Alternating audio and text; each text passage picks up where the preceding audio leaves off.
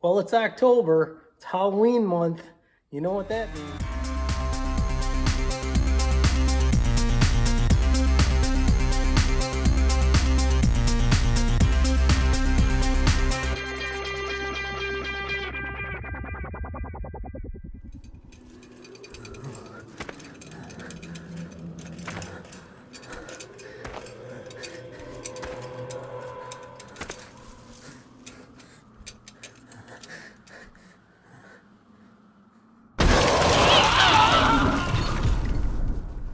Hey, welcome back to the channel. I'm Dennis Silstra, and I'm going to try to do weekly videos from now on out because, except for the holidays probably, but we didn't do exactly what I thought was going to do this. I thought I was going to get the firewall installed, but I didn't. So I do have the airplane repositioned and re-leveled and stuff, and today I'll show you exactly what we did for the wings and stuff like that. While I'm hooking up my brakes here, if you're interested in taking up the slot in here, because this opening is so much bigger than the pedal itself, these little nylon washers I found on like 2 and 2. I'm doing 1 and 3, but the number is 04-00218, and they're little nylon washers and they fit the AN3s just great. And you might, while you're at it, put on your wish list MS24665-132. They're the little cotter pins that fit the A3s. And I think I've been shorted some, I think, because I can't find them. They're probably there somewhere, I just can't find them. Luckily, I ordered some a while back. I don't know what the correct way is to do this, but the way I'm going to do it is so that the cotter pin and the nut are in the center here where I can get at it, and they're not behind the pedal from working from the other side later on. So hopefully it'll be a little easier.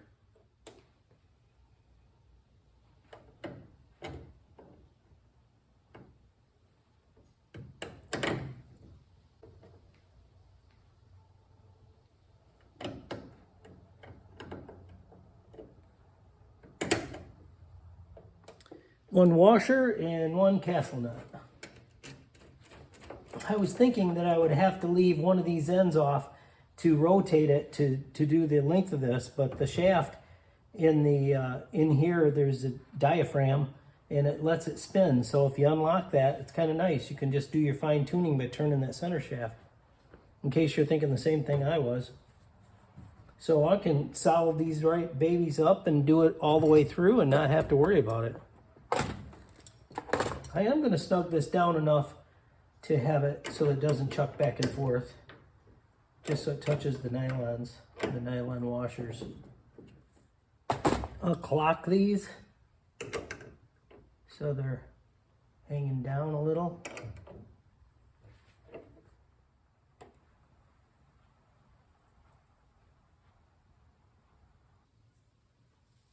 Been trying to figure out a way to get the wings on in the shop, and this is the only way. I tried at kitty corner so that this stall over here could stay open for Jan, but it looks like she's gonna have to leave her car out with my truck for quite a long time.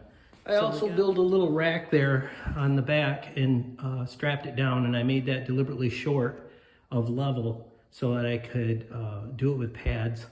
And then I've got a ratchet strap there, snugging it down. So I've got it nice and level in the front now. I can't wait to see how that fits on that back bracket. And I don't know if it's gonna pull it down for the dimensions of the door at all, but we'll find out. Another thing I did, just so the viewers here won't worry, is I drilled 1/2-inch holes here for that to set in, so that it won't scoot forward just in case while we're messing with it here. Well, there's a better view from it up on the steps going into the house, and I built that. I had no idea that when you buy a 6-foot ladder, which I needed 6 foot 2 inches, that a 6-foot ladder is not 6 foot.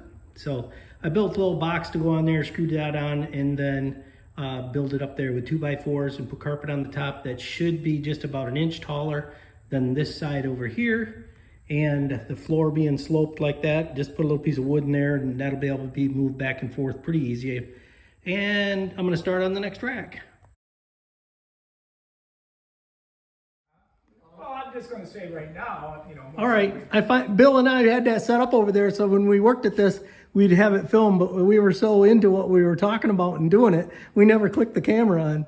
So this is the best we got. Hey, thanks, Bill. Yeah, I tell you what, Dan. Boy, I'll tell you, that was tough going. But at this time, I'm tentative about it. Tentatively saying. I'm so glad this fits in here. Jan's here complaining that we took up her parking spot, which I mean, I really isn't. don't want to. Well, I don't know. I'm just gonna have my eyes shut the whole time. I know I don't. Well, it depends how many times it goes up and comes back Oh down, too. man. Well, the only thing in my favor is he's got to fly for his 40 hours, right?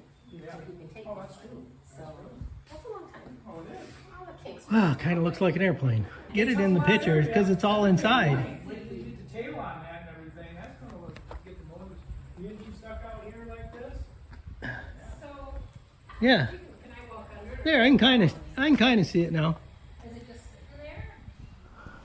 Well, that was a lot tougher than I thought it was going to be with the two of us. We're definitely not going to be doing it with just two people taking them back off. But I got a lot of thanks to Bill for helping me put them up there. They went good. That gap that I was wondering about back here is just about perfect. I think I'm going to probably put a little bit of, I think I'm going to put it like a 20 thousandths shim in there. And I'll give you a close-up of that in a minute.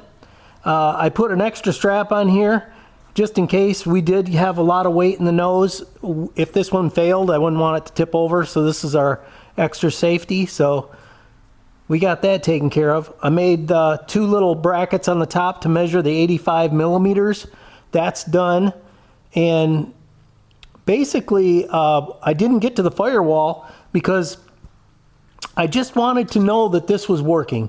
You can do all the measuring you want, and when you don't have the wings up there, you just don't trust it. So I found that measuring doesn't always work exactly what you think it is, and I just couldn't resist putting these up there. It's a great, oh man, I'm just glad to have that up there and done. I'm really glad that I cut these ends off and have them set so that I can slide them on when I'm done, because I wouldn't have been able to put the wings up. They're really tipped back here. I'm gonna have to probably take off over a ½ inch on these.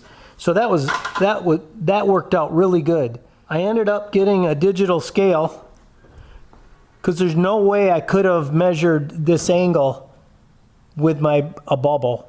I mean, as you can see, I got my brakes done. I've been watching the videos and looking at all the different paperwork on it and the blueprints, and they got all the dimensions down. But I've got the same problem everybody else does. When I go for edge distance, so the edge distance for that one back there, I believe is for a 3/8 bolt is supposed to be 1.5 times it. If I put that hole on this back bracket right on that line, I'm still got a swept back wing. I'm gonna talk to Roger about that. I don't want swept back wings if they don't recommend it. And we'll have to figure out just what edge distance we can get away with. I know this back is under compression, so maybe they have a different rule for this. Stay tuned in the next video because I'm going to probably have those answers. The edge distance, I want to find out exactly what the torque value is on these bolts, if it goes by construction standards, if we're supposed to collapse this steel onto the aluminum. Are you going to compress that in at that torque value? Because it's quite high. I think it's like 160 inch-pounds. I'll have to relook it up. And or if we're supposed to just put that up and get it snug and not squeeze it tight on that front aluminum. I want that answer. Then I'll just write it down because we won't be doing that for quite a while. The other thing that is unique to this airplane is that when we put this forward, this bar here doesn't just come forward, it goes up slightly. So that increased my angle of attack. So I'm gonna talk to him about if I put the incidence at 3 degrees, and this is a little higher than the average plane like by a half degree if that's an issue. So I'm probably going to put these at 2.5, 2.25, somewhere in there. Stay tuned for that also. And I've just got to get those answers, and then I can start drilling. I got my reamer ready to roll, and then after we get that all set and the 85 millimeters over each wing and the swept back figured out so that I'm not binding anything, then we're going to start drilling and build the struts.